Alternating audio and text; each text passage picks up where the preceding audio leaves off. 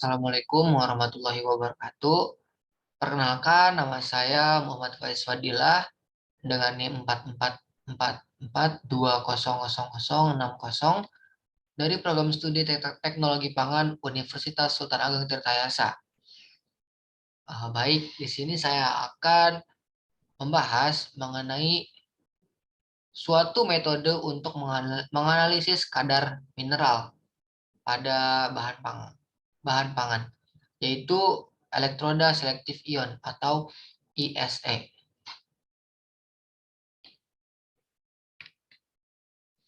Nah, sebelum kita menuju ke elektroda selektif ion, angka baiknya kita akan mengetahui dulu apa yang dimaksud dengan mineral. Baik, dalam POGID 2009, yang dimaksud dengan mineral adalah unsur-unsur yang berada dalam bentuk sederhana. Dalam ilmu gizi, mineral biasa disebut unsur-unsur mineral atau nutrien atau zat gizi anorganik.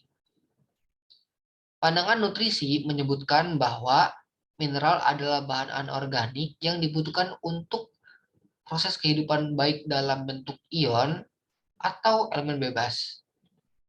Nah, kemudian kita perlu mengetahui fungsi mineral pada tubuh kita. Menurut Agustini 2019, fungsi mineral untuk tubuh yang pertama sebagai pembentukan struktur kerangka tubuh atau formasi struktur skeleton.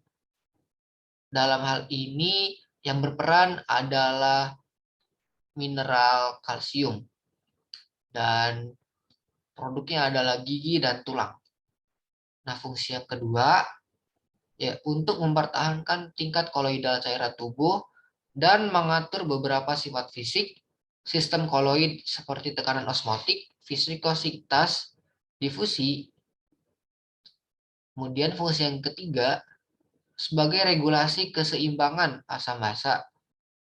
Ion-ion anorganik membantu mengatur keseimbangan asam basa untuk mempertahankan aktivitas organisme secara normal. Nah, kemudian menurut Agustini 2019 juga, ternyata mineral terbagi menjadi dua, yaitu mikromineral. Mikromineral adalah mineral yang dibutuhkan dalam jumlah yang relatif sedikit oleh tubuh kita. Contohnya ada besi, dan juga ada seng, juga ada fluor. Kemudian yang kedua ada makromineral. Makromineral adalah mineral yang dibutuhkan oleh tubuh dalam jumlah yang relatif banyak. Contoh dari makromineral yaitu yang pertama ada kalium, yang kedua ada magnesium, dan yang ketiga ada kalsium yang berperan sebagai pembentuk struktur kerangka tubuh, dan masih banyak lainnya. Mineral jika di dalam tubuh dalam jumlah yang tidak ideal, kurang ataupun kelebihan, itu akan berefek tidak baik untuk tubuh. Contohnya, jika mineral berada dalam jumlah yang banyak, maka akan berakibat toksik untuk tubuh kita. Oleh karena itu, mineral haruslah dalam jumlah yang ideal. Haruslah dalam jumlah yang cukup, tidak kurang dan tidak lebih. Untuk itu, kita harus memperhatikan jumlah mineral yang masuk ke dalam tubuh kita. Untuk mempermudah hal itu, kita harus mengetahui cara untuk menganalisis kadar mineral dalam produk pangan, agar nantinya kita dapat menciptakan produk pangan yang memiliki kadar mineral yang ideal. Oke, salah satunya menggunakan metode elektroda selektif ion. Nah, Elektroda selektif ion merupakan suatu alat yang digunakan untuk menentukan secara kuantitatif ion-ion, molekul-molekul, atau spesies-spesies tertentu. Karena elektroda tersebut merupakan elektrokimia yang akan berubah secara reversibel terhadap perubahan keaktifan dari spesies-spesies yang akan diukur. Dalam hal ini adalah mineral. Pada dasarnya, cara analisis dengan menggunakan elektroda selektif ion atau ISE dapat ditentukan potensial dari larutan, sehingga penentuan dengan cara ini termasuk di dalam metode potensiometri. Nah, potensiometri merupakan salah satu teknik analisis elektrokimia yang didasarkan pada hubungan antara potensial sel dengan konsentrasi spesies kimia dari potensial antara dua elektroda. Metode ini didasarkan pada pengukuran arus listrik sebagai fungsi perubahan potensial listrik yang diterapkan pada sel elektrolisis. Analisis dengan menggunakan potensiometrik dapat menentukan aktivitas ion-ion dalam larutan melalui potensial yang akan ditimbulkan.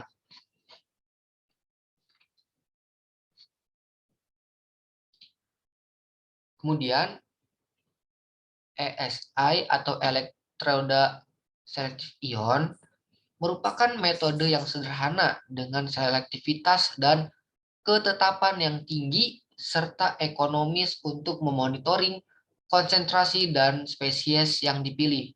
Dalam hal ini, memonitoring konsentrasi mineral dalam suatu produk pangan. Kemudian, sensor ESI secara analisis kuantitatif bermanfaat untuk menetapkan aktivitas ion-ion tertentu dalam berbagai bidang ilmu, di antara lain ilmu kimia, ilmu biologi biomedis, ilmu geologi, industri, baik itu industri pangan ataupun industri lainnya. Kemudian ilmu oceanografi dan juga ilmu lingkungan. Nah, kita juga perlu mengetahui bagian-bagian dari elektroda selektif ion. ESI terdiri atas 4 bagian. Yang pertama, membran. Yang kedua, elektroda pembanding. Dan yang ketiga adalah larutan dalam. Membran elektroda dan elektroda pembanding masing-masing bertindak sebagai setengah galvani. Kedua sel elektroda ini biasanya dihubungkan dengan jembatan garam, tapi secara praktis sering diletakkan dalam satu tabung tanpa jembatan garam yang dihubungkan dengan larutan elektrolit.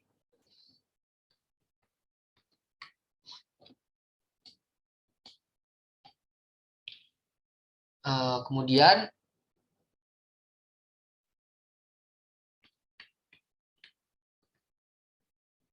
untuk lebih jelasnya, membran adalah bagian yang terpenting dari elektroda selektif ion. Membran ESI yang baik harus memiliki komposisi bahan-bahan yang aktif yang dapat berkaitan dengan analit pada permukaan membran larutan sampel dengan reaksi yang cepat, reversibel, dan selektif.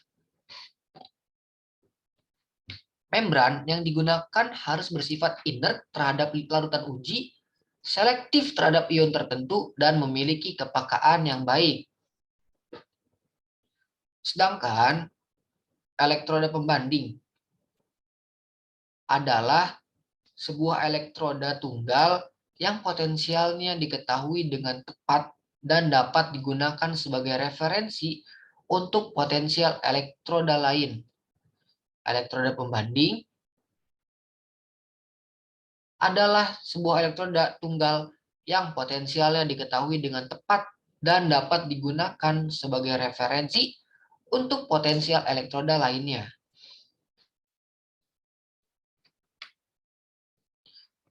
Kemudian ada tipe elektroda selektif ion. Yang pertama ada ESI tipe kawat. ESI tipe kawat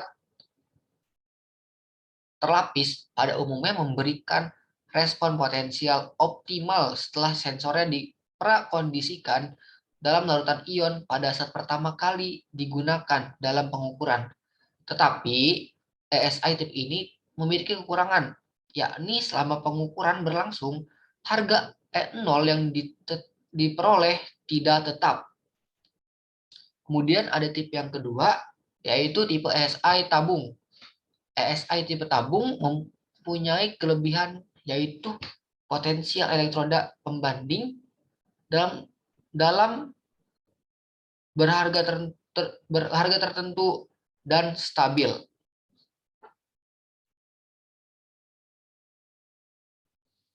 Beberapa jenis ESI telah dikenal saat ini, yakni membran gelas, membran padat homogen, membran padat heterogen, membran cair penukar ion, dan membran cair netral pengangkut gas sensor dan biosensor. Kemudian, kelayakan suatu elektroda bermembran ditentukan oleh faktor-faktor berikut. Yang pertama, ada faktor nilai nurse. Yang kedua, ada limit deteksi. Yang ketiga, waktu respon. Yang keempat, nilai pH. Dan yang kelima, gangguan dari ion lain atau selektivitas. Kelima faktor tersebut harus ditentukan terlebih dahulu sebelum suatu elektroda digunakan untuk keperluan analisis. Jadi, kelima faktor ini perlu diketahui dulu ya teman-teman sebelum kita memulai analisis kadar mineral menggunakan elektroda selektif ion. Nah, untuk penjelasannya, yang pertama, bilangan Nernst merupakan nilai yang pertama yaitu bilangan Nernst. Bilangan Nernst merupakan nilai selektivitas alat ukur potensiometri yang ditunjukkan oleh kemiringan dari persamaan garis hubung antar konsentrasi dari ion dan potensial sel pada daerah linier. Suatu ESI dikatakan baik jika ESI tersebut memiliki harga faktor Nernst yang mendekati teoritis. Nah, harga faktor Nernst suatu ESI yang baik adalah untuk ion monovalen memiliki nilai sebesar 59,16 MV per dekade dan untuk nilai kation divalen sebesar 29,59 MV per dekade. Kemudian yang kedua adalah faktor limit. Faktor limit deteksi maksudnya. Limit deteksi merupakan batas konsentrasi minimum dan konsentrasi maksimum yang mampu dideteksi oleh suatu metode analisa. Nilai limit deteksi menentukan kualitas suatu metode analisa. Semakin kecil limit deteksi suatu mode, maka semakin baik kualitas mode analisa tersebut. Yang ketiga, yaitu faktor waktu respon. Waktu respon adalah waktu yang diperlukan oleh suatu ESI untuk memberikan respon potensial yang konstan. Semakin sensitif suatu ESI, semakin cepat waktu responnya. Waktu respon dipengaruhi oleh beberapa faktor, antara lain adanya ion pengganggu dalam larutan, pengadukan dan komposisi membran elektroda selektif ion. Yang keempat, faktor pH.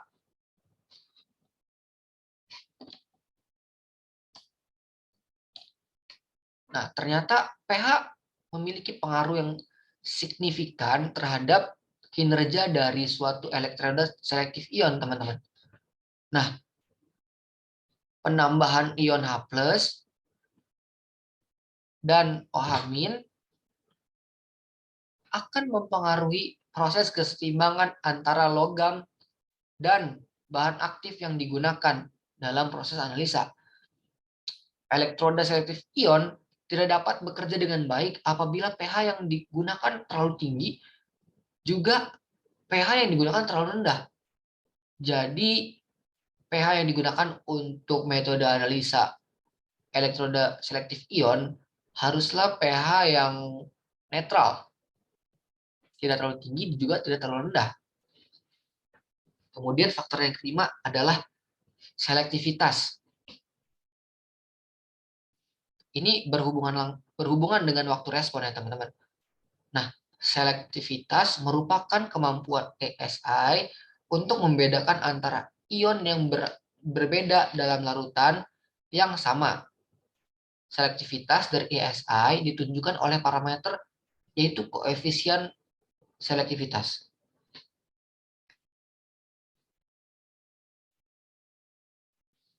Jika nilai koefisien selektivitas kurang dari 1, maka dikatakan ion asing tersebut tidaklah mengganggu proses analisa ion utama. Namun, jika nilai koefisien selektivitas melebihi angka 1, maka dapat dipastikan ion asing tersebut dapat mengganggu proses analisa ion utama atau mineral yang akan kita analisis. Nah, kemudian yang terakhir kita akan membahas kelebihan dari metode ESI ini ya teman-teman. Nah, kelebihan ESI antara lain adalah prosedur analisis sederhana. Satu. Yang kedua, menggunakan alat sederhana seperti pH atau potensiometer. Yang ketiga, warna larutan pada intensitas tertentu tidak mengganggu pengukuran. Serta yang kelima, analisis kadar mineral menggunakan ESI ini memiliki waktu yang cukup singkat ya teman-teman. Kemudian ESI mempunyai dua tipe, yaitu tipe tabung dan kawat terlapis, seperti yang sudah saya jelaskan tadi. Terima kasih teman-teman. Terima kasih sudah mendengarkan. Mohon maaf apabila banyak kesalahan dalam pengucapan. Saya ucapkan terima kasih. Wabillahi taufiq wal hidayah. Wassalamualaikum warahmatullahi wabarakatuh.